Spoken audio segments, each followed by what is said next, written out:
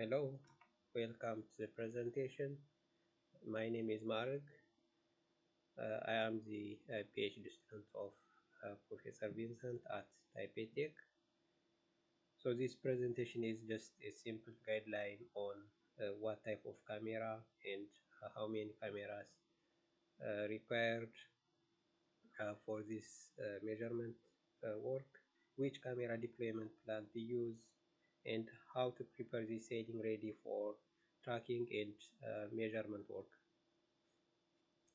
So as an introduction, vision-based motion tracking and measurement is affordable and accurate measuring method, especially for seismic measurements. It's suitable since it is a remote measurement method. So structural responses can be quantified using image frames or movies when the object is subjected to seismic vibrations. So the question comes, what type of camera is suitable for the measurement? So we think action cameras are the best candidates for the measurement. However, the camera required should have a 4K resolution, 60 frames per second frame capturing speed, and we need a camera with wide enough field of view, considering the ceiling is approximately 5.2 by 5.2 meters. So we need a camera which can accommodate this wide ceiling. So you can purchase one of the following action camera brands. This is the GoPro, this is the SJ Cam, this is the DJI Osmo Action 4, this is Insta 361R, this is the Sony RXO, and this is the Akaso. So you can purchase one of the listed camera brands. So why are we using or why are we choosing action cameras for the measurement? Because action cameras have relatively low cost, so it is economical, resolution is higher, easy to set up, and they have a wide angle field of view, and no data acquisition system is required, and it's waterproof. So but action cameras have its own disadvantages. The first disadvantage is the rolling shutter effect on moving targets.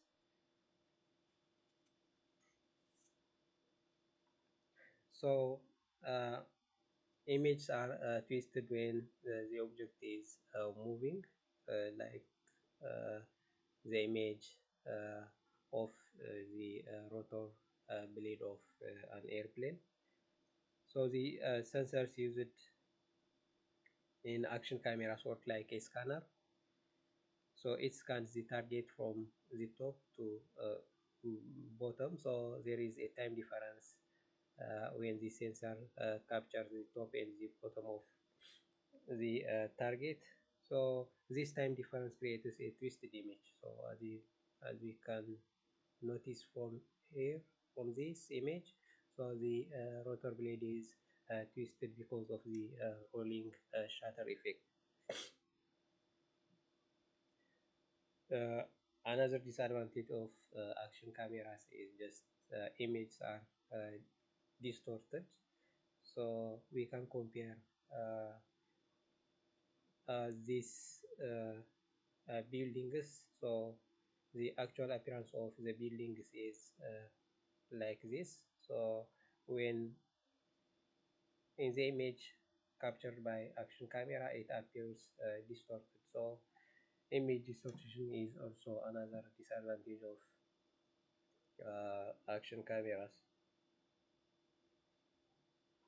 The another disadvantage is there is no synchronization in action cameras, so we can't get a synchronized video file because recording initiates manually for each camera in the setup, and sometimes the battery life is also a problem.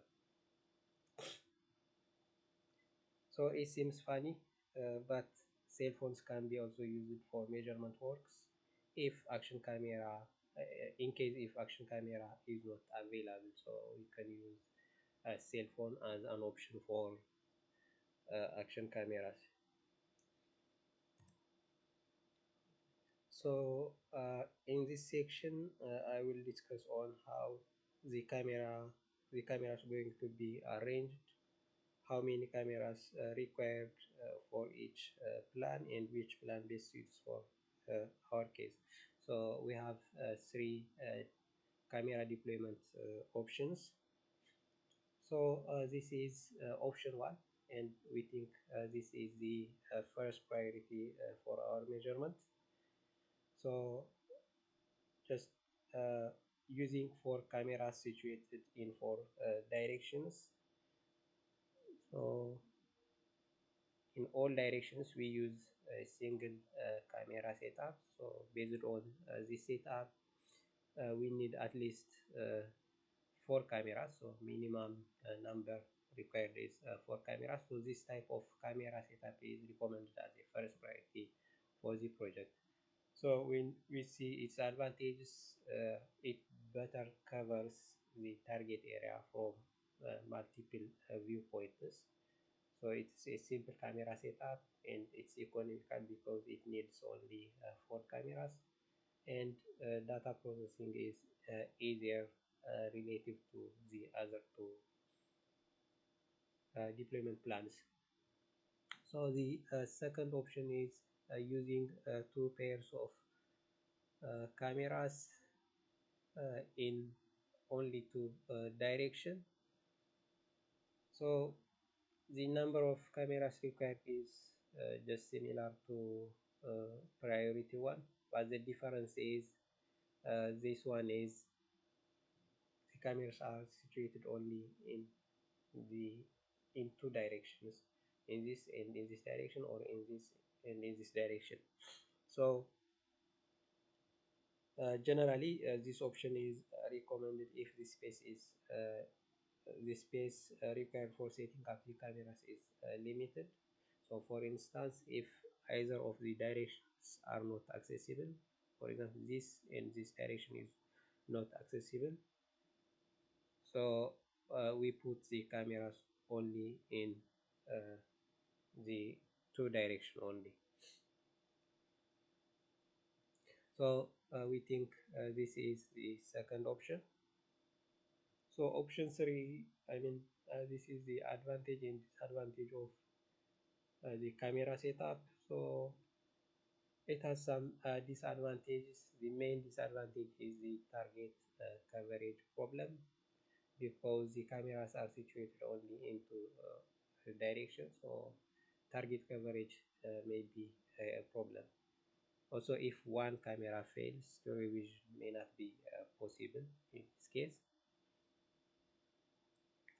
Then the third option is just using four pairs of cameras in all four directions. So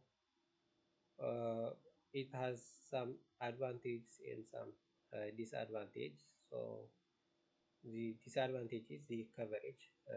We can cover uh, the target area from multiple viewpoints, and we have more redundancy of cameras. So if one camera fails, so the story vision may not be I mean the story vision is still there. So it has a better temporal resolution, ensures continuous data acquisition if some cameras fail, and improved depth perception. But the disadvantage is it is costly. So when we compare with the other two options, this deployment plan requires at least 8 cameras. So uh, this one is costly, and more time is needed for data processing because processing data from 4 cameras and processing data from 8 cameras is different. So, and more space is needed. uh, for instance, the two cameras, the spacing between the two cameras is at least 1 meter. So if we distribute this spacing in all directions, it requires more space than the other deployment plans. So we have some assignments for your team. In this section, I'm going to discuss on how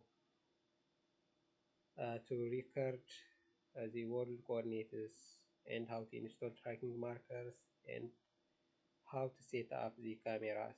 So I call these activities pre-calibration activities. Now this is just the general information about the Carleton University check table. So the check table dimension, the test sailing dimension, and the approximate clearance between the ground floor and the ceiling.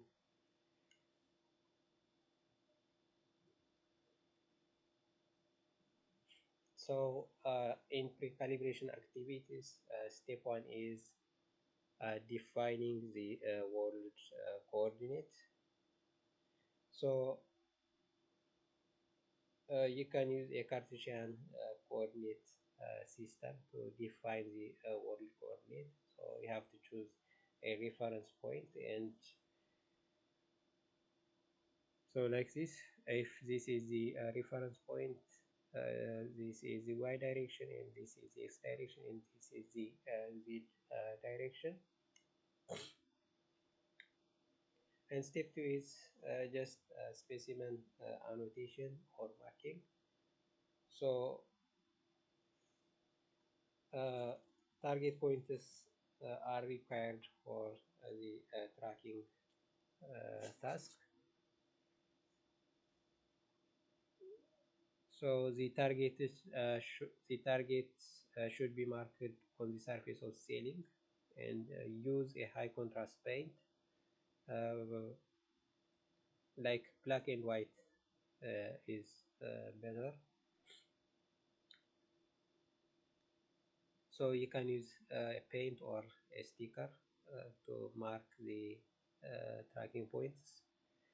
So, and choose marker size that is appropriate for the scale of the scene and for camera resolution. So actually, as there is no defined guideline on deciding the size of markers, but based on the demonstration of the small table test in our lab, the size for the sailing marker can be like 10 centimeter by 10 centimeter or more. However, I think it's better to check if 10 centimeter by 10 centimeter marker size is visible in the camera from the other side of the sailing.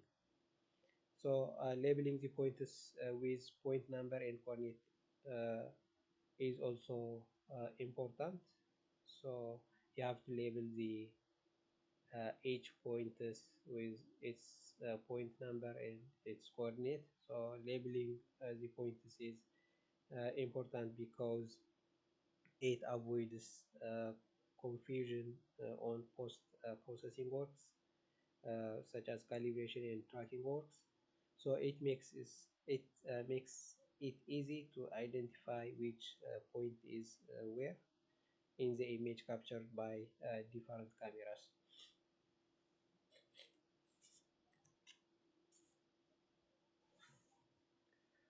So using this type of marker is generally recommended. Uh,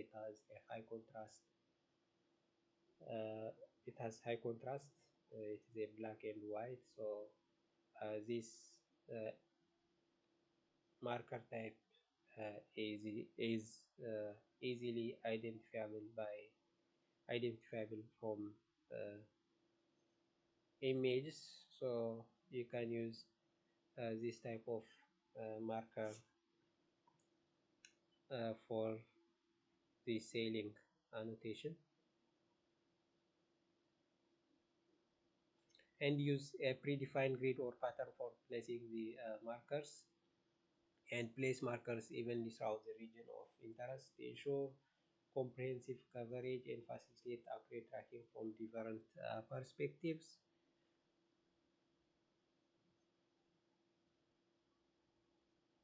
So the pointers in this image represent this tracking pointers marked with the black and white square marker. So using a predefined grid or pattern for placing markers helps us to avoid some confusions, uh, some confusions in the image processing work. So,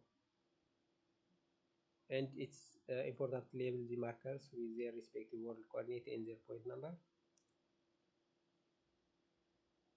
So in this image, the red point is represents tracking pointers marked with the black and white square markers like this. So this is the marker and this is the annotation. This is point 27 with its coordinates.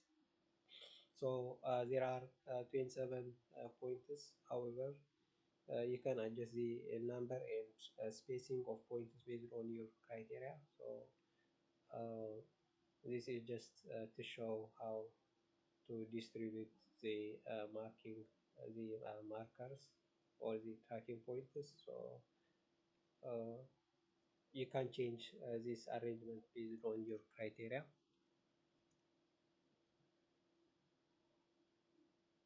So this is the image of a small table test used to simulate the vibration of the ceiling.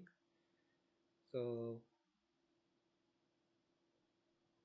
in the image to the right is just the Carleton University shake table image. So this is to show how to annotate and mark the tracking pointers. So from this image, as you can see, the points are distributed evenly. So, and the pointers to the farthest side are visible to the camera. So if these points are visible, so the tracking will not be difficult. And it's necessary to record and keep the worded coordinates of every annotated point in a spreadsheet because the spreadsheet is used as an input for post processing, for example, for calibration and tracking.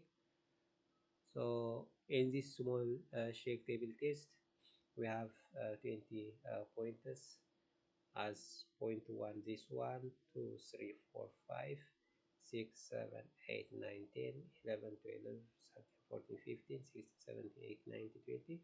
So for each point number it has its respective coordinate x, y, and z. So this spreadsheet is used as an input in calibration and tracking. So the another thing is the camera setup. So the camera field of view should cover the entire target area.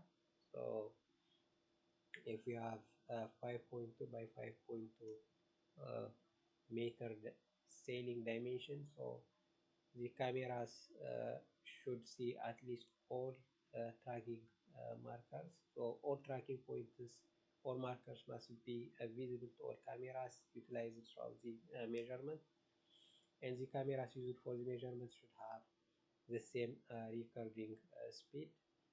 For instance, if we set 60 frames per second recording speed. So all cameras should be set to 60 frame per second recording speed, and the resolution of the video taken should be of higher quality.